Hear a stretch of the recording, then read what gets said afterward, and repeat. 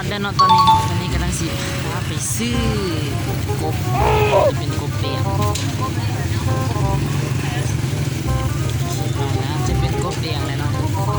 เบิ่งนี่ไม่ได้เขียนเขาบอกเขียนเราจะบอกว่าเขาบอกว่าลืมแล้วนี่เขาสิเอา เบิ่งบอลใหม่นะแล้วก็เอาเงินพาไป โอ้ตัวเขียน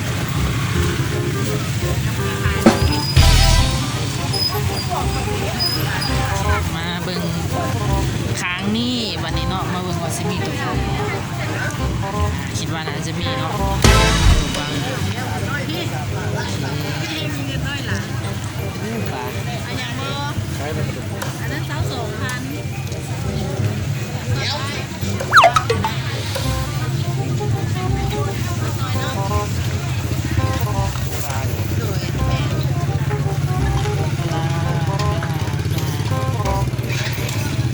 โมมีกบเอาปลาตรงนั้น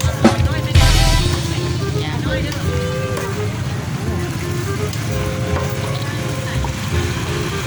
เอา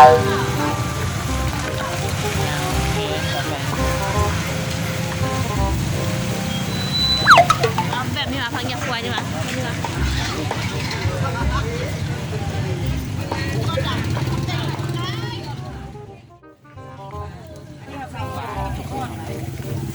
ไปซื้อยังต่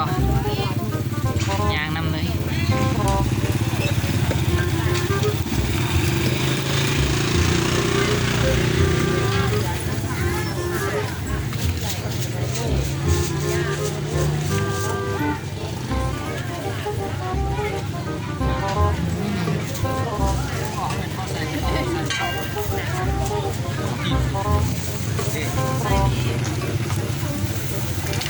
นี่แต่พักล้วนเลยตอนนี้ตังกำลังตามหากบอยู่เท่าไรย่างบอกขึ้นไปทั้งเครื่องวังคามีเนาะไต่ลาครับโตกบ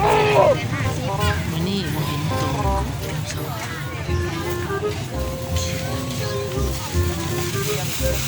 ตามเมฆัวไปเลย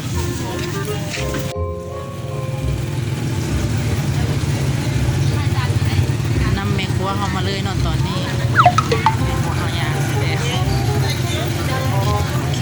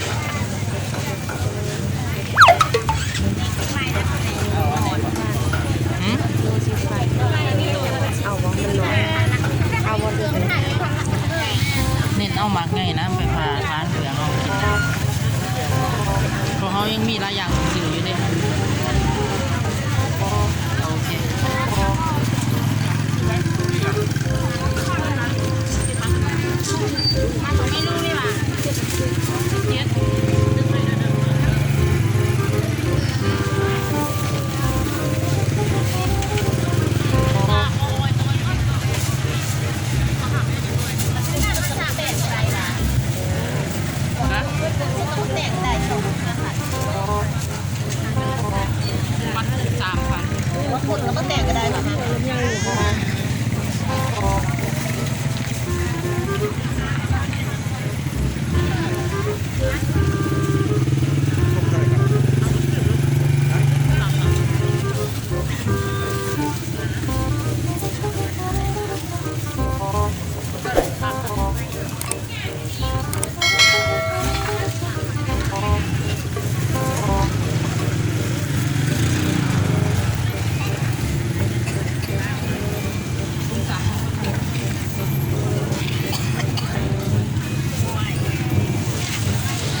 คือเอาไรเหรอกินเบิดอยู่อ่ะ กินแค่ขาบเดียวคือเอาไรเนี่ยโอเค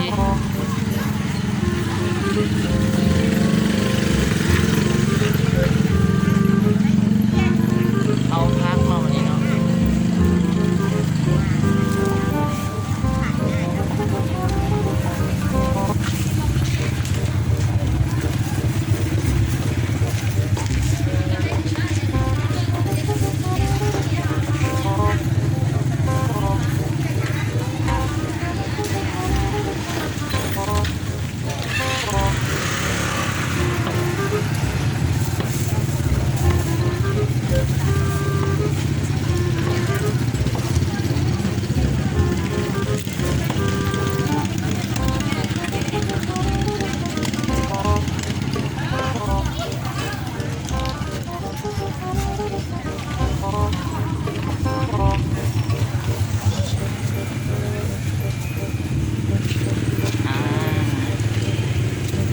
ได้มาแล้วโอเคอยู่ทงสงทางอะไรไป